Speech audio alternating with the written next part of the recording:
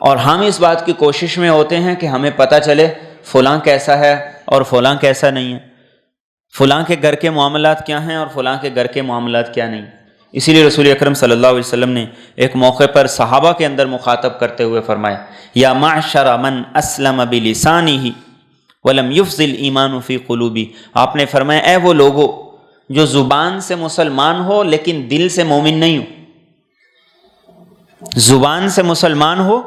دل سے مومن نہیں ہو، لا تؤذوا المسلمین، مسلمانوں کو ایذا نہ دو، ولا تعیروہم، انہیں ان کے گناہوں کی وجہ سے آر نہ دلاؤ، شرم نہ دلاؤ، ولا تتبعوا عوراتہم، اور لوگوں کے عیبوں کو جاننے کی کوشش میں جاسوسی نہ کرو، ان کی ٹو میں نہ لگو۔ فرمایا جو آدمی اپنے مسلمان کے عیب کو جاننے کی کوشش کرے،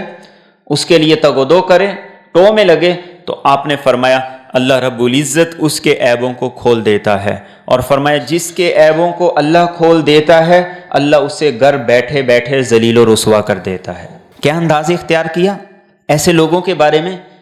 کہ یہ خود کو مومن نہ کہیں بلکہ یہ زبان کے مومن ہیں، دل کے اندر ان کے ایمان نہیں، یہ زبان سے مسلمان ہیں لیکن دل کے اندر ایمان نہیں۔ اگر زبان اور دل دونوں کے اعتبار سے یہ مومن ہوتے تو کسی کے عیبوں کو نہ جاننے کی کوشش کرتے، نہ ان کی ٹو میں لگتے، اور نہ اس فکر کے اندر لگتے کہ دوسرا کیسا ہے کیسا نہیں ہے اور اس کے اندر کیا خامی ہے کیا عیب ہے۔